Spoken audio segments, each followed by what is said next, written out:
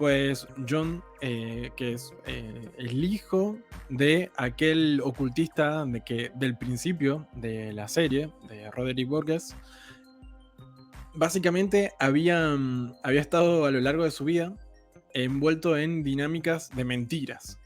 Y concretamente, eso fue algo que podríamos decir que lo traumó y no había logrado él salir de ese círculo vicioso concretamente y se vio objeto, es decir, sometido a, a una necesidad imperiosa de resolverlo quizás por medio de acciones que impliquen violencia, al no hallar una salida armónica, eficiente para con aquello. Y además, justamente, proyectando varias, como mencionaba, ciertas cuestiones de su propia vida a otras dinámicas, a otras personas, a otras situaciones.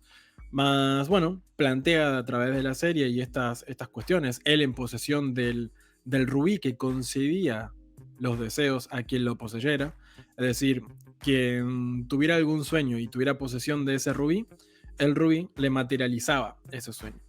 Así que imagínense, bueno, esto también es algo que está reflejado a lo largo de mitologías. Hoy mencionó acá una de ellas, por ejemplo, la del rey Midas. Y sí, ciertamente es un tópico bien profundo y que aquí a lo largo de un capítulo concretamente, en verdad a lo largo de varios, pero este que creo que si bien recuerdo fue el quinto, lo ahonda con él poniendo en práctica o a prueba específicamente esa perspectiva, a ver si los humanos, o mejor dicho, poniendo a prueba cómo es que convivían los humanos con ese par que conforman la verdad y la mentira, ¿cierto? Claro, hay una conversación muy interesante que iba teniendo él con la mujer que lo llevaba en el auto, en el automóvil cuando salió del psiquiátrico.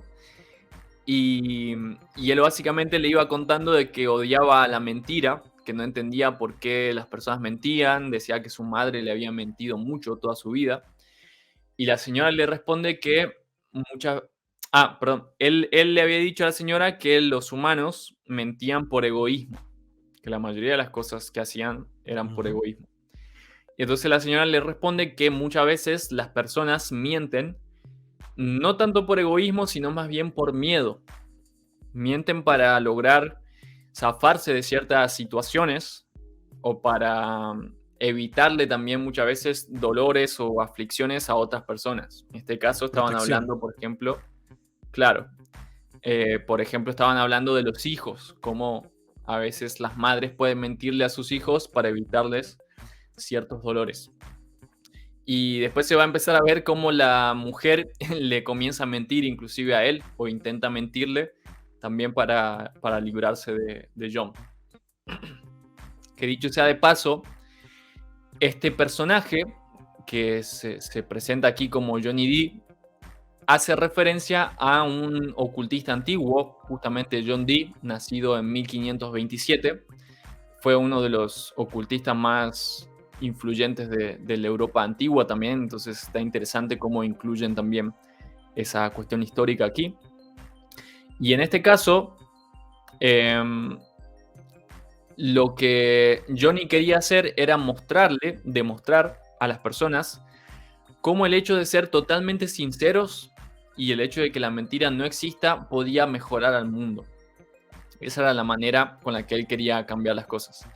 Entonces entra en un bar y comienza a hacer que todas las personas que ahí eran amables, que tenían ciertos gestos de cortesía muy comunes en las personas, como sonreír todo el tiempo, hablarse cordialmente los unos a los otros, darse aliento mutuamente y determinadas otras actitudes que se suelen utilizar todo el tiempo en la convivencia social. Él comienza a transformarlas y comienza a hacer que sean absolutamente sinceros, que se digan los unos a los otros sus verdaderas intenciones, que confiesen sus secretos también, que se digan lo que pensaban. Y lo que empieza a pasar desde el punto de vista del espectador, podríamos decir, es que vamos a ver toda una serie de diferentes tipos de caos que se comienzan a desatar ahí en en el contexto de ese bar. Hay ciertos momentos donde pareciera que ese hecho de ser sinceros comienza a develar problemas que estaban ocultos y pareciera que resulta bastante liberador. Pareciera que las personas estaban muy reprimidas y atrapadas en ese intento de ser gentiles, y al decir la verdad de pronto se alivianan, se aligeran, se relajan también. De hecho, en muchos de esos casos terminan los personajes yendo a situaciones sexuales por el mismo hecho de toda esa tensión que estaba acumulada, y se va relajando, y produce cierta erotización también. Entonces uno empieza a sospechar que quizá fue bueno el hecho de que sean absolutamente sinceros. Pero esta es una cuestión que está muy estudiada en psicoanálisis, y es el hecho de que las personas en la sociedad normalmente, a través de la mente, reprimen cosas. Hay toda una serie de impulsos, de recuerdos también, de motivaciones que están reprimidas, que no son del todo conscientes o que en muchos casos son subconscientes. Es decir, que podríamos hacerlas conscientes, pero a lo largo de los días no suelen estar visibles. Entonces, como dijo Freud y varios otros psicoanalistas, esta represión muchas veces funciona para lograr introducir a la persona en un contexto social y evitar que las personas estén constantemente compitiendo, que sean constantemente agresivas. Se dice también que, por ejemplo, los niños, esto está muy estudiado también desde la psicología infantil, tienen ciertas tendencias naturales a destruir cosas o a dejar fluir cierta agresividad también que sienten, ya sea por cuestiones orgánicas del cuerpo o psicológicas. Y también hay varios filósofos que planteaban, como Thomas Hobbes, que los seres humanos son como criaturas salvajes y que si no estuviéramos reprimidos por determinadas leyes, por determinadas normas, por determinados límites impuestos por la sociedad, nos destruiríamos básicamente todo el tiempo los unos a los otros. No seríamos capaces de convivir, no seríamos capaces de prosperar tampoco, si no dejáramos hasta cierto punto aprisionados esos verdaderos instintos, las verdaderas intenciones, los verdaderos deseos también que cada uno tiene.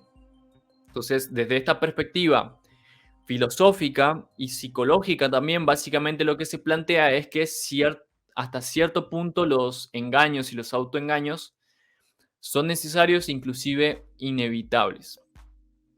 Y básicamente a lo que viene a hacer, en este caso, John Dee, es a intentar librar al mundo de todas esas represiones. Pero se puede ver inclusive por la televisión lo que pasa durante todo ese día, donde él libra al mundo de las mentiras, y básicamente el mundo entero empieza a caotizarse, a psicotizarse, se podría decir también. Comienza a haber destrucción en las calles, y todo eso reflejado con lo que pasa dentro del bar también. Entonces, finalmente, después de un breve periodo donde parecía que esa sinceridad extrema podía ser liberadora y que podría ser benéfica para todos los personajes, se termina pasando al polo opuesto también, y que es que un exceso de esa sinceridad termina produciendo efectivamente la destrucción de todos ellos.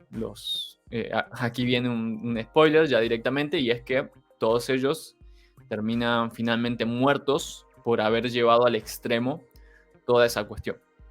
Entonces, más allá de mi opinión personal con respecto a esto, claramente aquí el autor y los directores lo que están mostrando es esta perspectiva filosófica que mantenía Hobbes ya hace varios cientos de años, en la cual está basada gran parte de la sociedad occidental y de la economía inclusive, y es que cierto grado de represión es necesario para todas las personas y para la convivencia, y que cierto grado de no sinceridad también.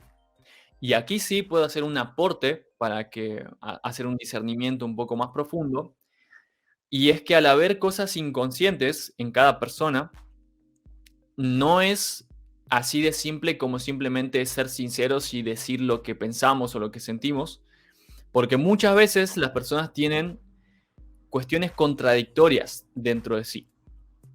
muchas veces si les preguntas a una persona qué siente, pues siente dicotomías, siente ambigüedades, siente ambivalencias. De hecho, esta palabra la inventó Freud, la acuñó Freud también en el ámbito de la psicología para mencionar cómo una persona es capaz de sentir dos cosas diferentes o inclusive opuestas al mismo tiempo. Y del mismo modo también somos capaces de tener dos creencias opuestas actuando al mismo tiempo en nuestras propias mentes. Por lo cual, ser sinceros o decir la verdad no es así tan simple porque no somos unidimensionales. No hay una monotonía en nuestros pensamientos o en nuestros sentimientos también. Entonces, esta es una cuestión muy importante a tener en cuenta para el propio camino espiritual, porque gran parte de hacernos conscientes de lo inconsciente consiste en darnos cuenta de todo eso que está en nuestra mente, que muchas veces es contradictorio y que puede ser conflictivo y que puede terminar produciendo síntomas muchas veces. Muchas de las enfermedades o síntomas inclusive neuróticos, cuestiones como las fobias, las manías y las inhibiciones y demás cosas, surgen de este tipo de programas, podríamos decir, contradictorios que están en la mente de cada uno y que no logran ser resueltos. Entonces, en este sentido, creo que la serie plantea esta cuestión bastante interesante para reflexionar, pero a la vez es bastante más profunda y no se trata nada más de decir la verdad o de mentir, sino de que hasta cierto punto todos tenemos verdades múltiples y escondidas de las cuales primero tenemos que hacernos conscientes. No sé si quieres aportar algo más, Hernán, con respecto a esto, pero por lo pronto les envío ahí un saludo a quienes están comentando, un saludo para Mar también, que dice que disfrutó de ver esta serie hace poco. Hernán. Exacto. Sí, una cosa más también para complementar aquello que estabas mencionando acá, y que tiene que ver con que, de hecho, una de las reflexiones que hace Sandman al encontrarse con John luego del desenlace de aquella escena en ese bar o cafetería, y tiene que ver con que esas mentiras, ilusiones y las verdades también dichas en ciertas circunstancias tenían lugar dado a los sueños o pesadillas que inspiraban o le bloqueaban también la expresión de ciertas realidades. Y es por ello también que en ese orden, en esa estructura de cómo funciona nuestra mente, por ejemplo, aquí, bueno, reflejada de una manera literaria, si se quiere, en la serie, más con fundamentos en aspectos mitológicos, psicoanalíticos, como iba describiendo acá, tiene que ver con eso y también nuestra oportunidad inteligente de aprovecharlo, autoobservándonos, lo mismo también en situaciones en las que formemos parte y demás, y de cuáles son esos deseos y necesidades que están motivando también una realidad u otra. Y de ese modo también marcando cuáles son los caminos más convenientes, éticos y coherentes para lograr aquello. Y de ese modo corroborar también desde esa referencia, desde la referencia de cuáles son los propósitos que están motivando esas circunstancias, pues si son una ilusión o verdaderamente surgen como un verdadero deseo o motivación a materializar una realidad concreta u otra específicamente. Así que, Cap, no sé si quieres mencionar algo más, algún saludo o algo que quieras también destacar concretamente de la serie. Antes de saludarles efectivamente a todos. Hay una frase que dijo Johnny D acerca de este tema y es: la verdad es un fuego purificador que quema las mentiras que nos hemos dicho unos a otros y las mentiras que nos hemos dicho a nosotros mismos. Entonces, es algo que da para reflexionar, es un tema muy importante para el desarrollo personal de cada uno.